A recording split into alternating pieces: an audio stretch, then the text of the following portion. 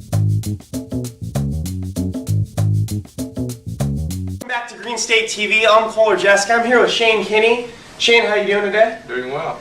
Tell us a little about yourself and where you're from.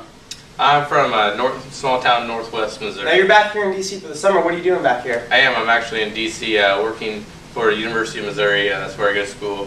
And so they have a lobbyist out here, and so I'm working with them on some different issues and organizing some conferences. How you liking it back here in DC? It's good. DC's a fun town. It's a good town for young people, and it's an exciting way to spend your summer. Yeah. Now, for those that don't know out there, I served as a National Ag Ambassador with Shane here. Yeah. How did your year go as a National Ag Ambassador? My year as Ag Ambassador went very well. 25 visits throughout the year to different groups, elementary schools, adult groups, high school students, ag and both non-ag.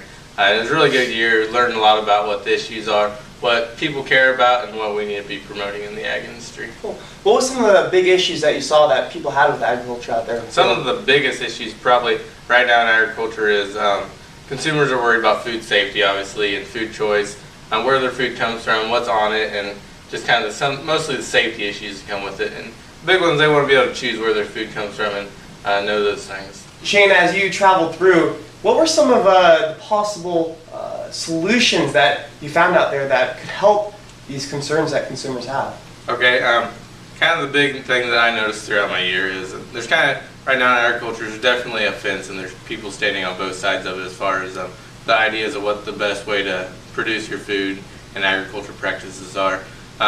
People are worried about choice and wanting to know where their food comes from, and then other people are also concerned about feeding the world in 2050 when the population doubles.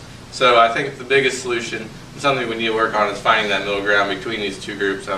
Learning what ag practices we can use to not only provide that choice to consumers so they have that choice and as Americans can choose where their food comes from, but also being able to allow farmers to use the technology to produce enough food to feed the world. So in 2050, when the world population does double, we have the technology out there and we're able to meet that global demand of food.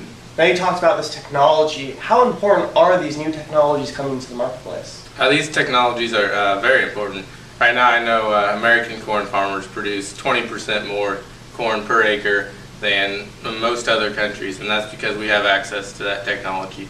And as far as agricultural land goes, we're almost maxed out in America, and so 75% of the gains in food production is going to come from technology. That's how important the technology is. So if we want to meet that global demand, only technology is going to get us there. It's important that we get everyone to realize that. Now, as you were traveling, doing your Ag Ambassador term, what was one of the best experiences that you had out there? Some of the best experiences is probably some of the funnest experiences is definitely working with elementary students. They're a blast and they have fun, and it's cool to work with them. They think you're a big kid and you're just there to have fun with them, and they do learn a lot. And if they can take little pieces of what you say and take that home to their parents and share it with it, that's one little step we can make. And also even going up and working with adult groups. As a younger adult, sometimes it's hard for me to get across to other adults and build that credibility. And it's fun just to be able to share my knowledge and experience what I had, not only with ag groups, but also those consumers out there. A lot of them just don't know. And it's good to be able to be that person to portray the message and fill those gaps in their knowledge that they don't have. So Shane, as we talked about these consumers, what can they do to learn more? Consumers, I think, are bombarded with information daily, whether that be ads on TV and magazines, newspapers. So they are looking for that information on agriculture.